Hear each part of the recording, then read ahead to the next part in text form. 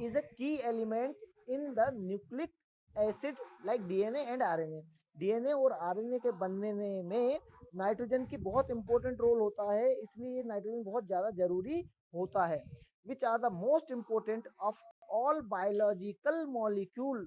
सभी जो biological molecule है, ठीक है, बायोलॉजिकल मॉलिक्यूल क्या है वो आपको आगे क्लास में सेल वाले उसमें बताएंगे. And crucial for all living things. सभी लिविंग थिंग्स के लिए क्या ये नाइट्रोजन बहुत ज्यादा जरूरी होता है. माइक बंद कर लीजिए बेटा जिसकी आवाज आ रही है. DNA carries the genetic information. देखो डीएनए के बारे में आपको बता देते हैं. डीएनए क्या है? डीएनए का फुल फॉर्म है डाई राइबोज न्यूक्लिक एसिड.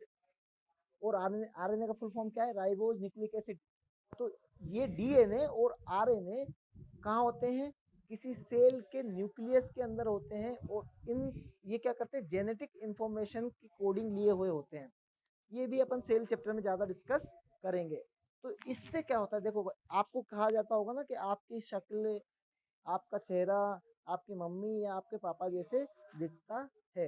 उसका कारण क्या है? ये डीएनए और आरएनए है. और ये डीएनए आरएनए बनाने में सबसे ज्यादा इंपॉर्टेंट रोल प्ले करता है वो नाइट्रोजन रोल प्ले करता है. इसके अलावा और भी नाइट्रोजनस कंपाउंड है जैसे कि अमीनो एसिड जो कि प्लांट में होते हैं, हमारी बॉडी में भी होते हैं. ठीक है, ये क्या करते हैं? ये बहुत इंपॉर्टेंट रोल प्ले करते हैं लाइफ के लिए. ठीक है, आगे चलते हैं. विदाउट इनफ नाइट्रोजन, नाइट्रोजन की पर्याप्त मात्रा नहीं होने पर प्लांट की जो ग्रोथ है वो बहुत इफेक्ट होती है और उस पर नेगेटिव इफेक्ट पड़ता है. जबकि ज्यादा मात्रा में नाइट्रोजन होगा तो प्लांट आपको दिखेगा तो अच्छा, लेकिन वो प्लांट किसी के खाने लायक, ना आपके ना एनिमल के खाने लायक नहीं रह जाता, वो टॉक्सिक हो जाता है. आ रही बात समझ में? इसलिए जो है नाइट्रोजन इंपॉर्टेंट तो है लेकिन उसकी एक्सेस अमाउंट नुकसानदायक भी हो जाती है. आपने 7th क्लास में पिक्चर प्लांट के बारे में पढ़ा होगा, जो हाँ हाँ जो कि कीड़े खाता है, कीड़े को कलश पादप कीड़े पकड़ पकड़ के खाता है ना. उस तो एक्चुअली वो पौधा तो ग्रीन होता है, फोटोसिंथेसिस करता है और अपना फूड खुद प्रिपेयर करता है. लेकिन इसमें ये पौधा कहाँ उगता है? दलदली जगह में उगता है जहाँ पर दलदल होती है. तो जहाँ दलदल होती है वहां पे रूट को नाइट्रोजन नहीं मिल पाता. और नाइट्रोजन नहीं मिलेगा तो क्या होगा कि वो उसमें प्रोटीन नहीं बनता. तो ये जो कीड़े हैं ये अपने अंदर एक स्पेशल चेंज कर लेते हैं जिससे ये कीड़े पकड़ पकड़ के खाते हैं और इन कीड़ों से इन्हें नाइट्रोजन की जो मात्रा है वो मिलती रहती है. ठीक है, चलिए अब देखिए नाइट्रोजन फिक्सेशन क्या होता है. ये तो आपको पहले ही बता दिया कि नाइट्रोजन का नाइट्रोजनस कंपाउंड में चेंज होना ही नाइट्रोजन फिक्सेशन है. जो हमारे N2 है वो मोस्टली बनाता है क्या? अमोनिया. क्या बनाता है? अमोनिया. और ये हाँ अमोनिया का फॉर्मूला क्या होता है? NH4. हाँ देखो यहाँ पे लिखा है, यहाँ पे लिखा है अमोनिया.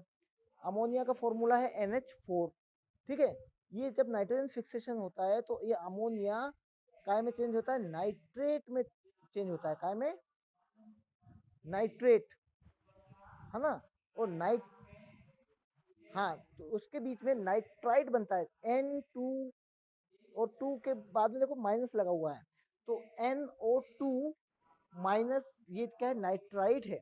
नाइट्राइट से फिर NO3 माइनस जो है वो नाइट्रेट है. इस NO3 जो है नाइट्रेट, ये नाइट्रेट जो है एक बहुत सिंपल कंपाउंड होता है जिसको प्लांट आसानी से यूज कर सकते हैं. ठीक है, तो ये साइकिल चलता है कि नाइट्रोजन से अमोनिया बनता है, अमोनिया से नाइट्राइट बनता है, नाइट्राइट से नाइट्रेट बनता है. ठीक है, लेकिन कुछ कभी कभी ऐसा भी होता है, उल्टा हो जाता है. इस नाइट्राइट और नाइट्रेट से नाइट्रिक ऑक्साइड बनता है और नाइट्रिक ऑक्साइड से नाइट्रस ऑक्साइड बनता है और नाइट्रस ऑक्साइड से फिर से नाइट्रोजन बन जाता है. इस प्रोसेस को अपन बोलते हैं डी नाइट्रिफिकेशन. अब देखो बहुत ध्यान देने वाली बात है यहाँ पे. क्या ध्यान देने वाली बात है? कि नाइट्रोजन से नाइट्राइट बनना नाइट्रोजन फिक्सेशन कहलाता है. लेकिन नाइट्राइट से वापस नाइट्रोजन बनना नाइट्रोजन सॉरी डी नाइट्रिफिकेशन कहलाता है। ठीक है, क्या कहलाता है? D nitrification. हाँ, तो डी नाइट्रिफिकेशन क्या है? नाइट्रोजनस कंपाउंड का नाइट्रोजन में चेंज होना डी नाइट्रिफिकेशन है, उल्टा हो जाता है ना। अब ये है मोस्ट इंपोर्टेंट चीज जो क्या है, नाइट्रोजन साइकिल। बेटा ये किसकी आवाज आ रही है? माइक बंद करो, माइक बंद कर दीजिए।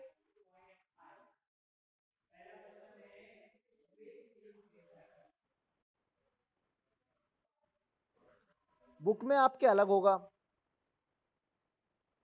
रुको अभी आवाज ठीक करते हैं।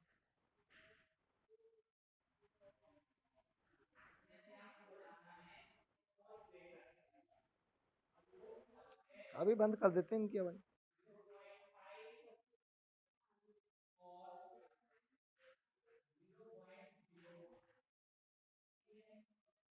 चलिए, सबके माइक बंद है, अब आपको मेरी आवाज आएगी। तो अभी हम बात कर रहे हैं नाइट्रोजन साइकिल के बारे में। तो देखो आपकी बुक में जो साइकिल दे रखा है वो भी ठीक है, लेकिन मैंने ये पिक्चर थोड़ा आपको समझाने के हिसाब से ली है। ठीक है, तो ये पिक्चर का आप स्क्रीनशॉट ले सकते हैं या फिर आप इंटरनेट से इसको डाउनलोड भी कर सकते हैं। ठीक है, आपको आपकी फेयर कॉपी में यही डायग्राम बनाना है समझने के लिए। ठीक है, आपकी बुक का भी मैं समझा दूंगा, लेकिन फिलहाल आपको ये समझना है। तो चलो देखो, इसके इस कोने से शुरू कर रहे हैं। देखो यहाँ पे कहाँ पर ये है, क्या लिखा है? Atmospheric nitrogen. एटमॉस्फेयर में नाइट्रोजन कितनी है आपने बताया? 78%, जिसका सिंबल क्या है? N2। तो ये जो नाइट्रोजन है इसमें देखो 3 लाइन जा रही है। ठीक है, तो चलो इन लाइन के पीछे पीछे चलते हैं क्या हो रहा है। तो एटमॉस्फेरिक नाइट्रोजन का देखो भाई, ये नीचे वाली लाइन पे जा रहे हैं सबसे पहले।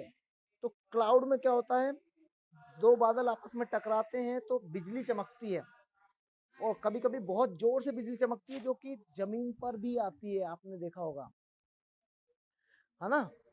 हाँ, अभी बारिश का मौसम है। बारिश का मौसम है, आपने बहुत बहुत बार देखा होगा, खूब बिजलियां चमकती है, धड़ाधड़ धड़ाधड़, पेड़ों पर भी गिरती है।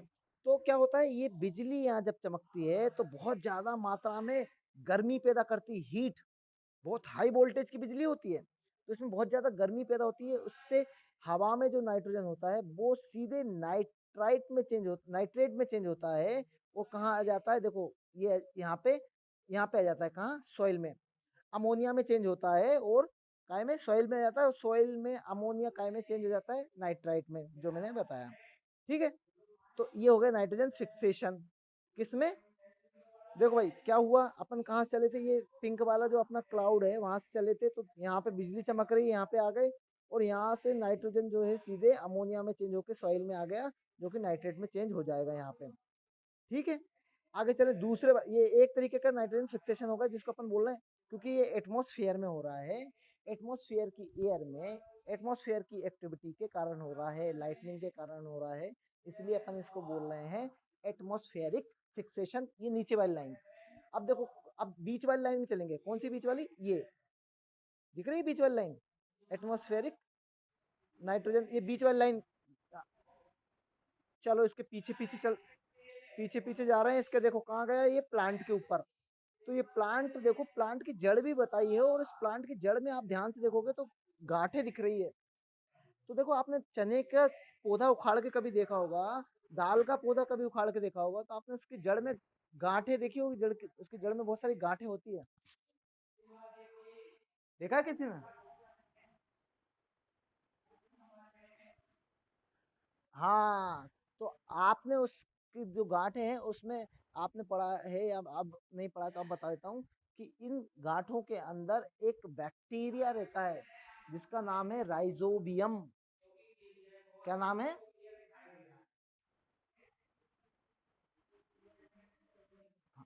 हाँ, तो जितनी भी दालें हैं, देखो चना भी क्या है? चना भी तो एक दाल है ना।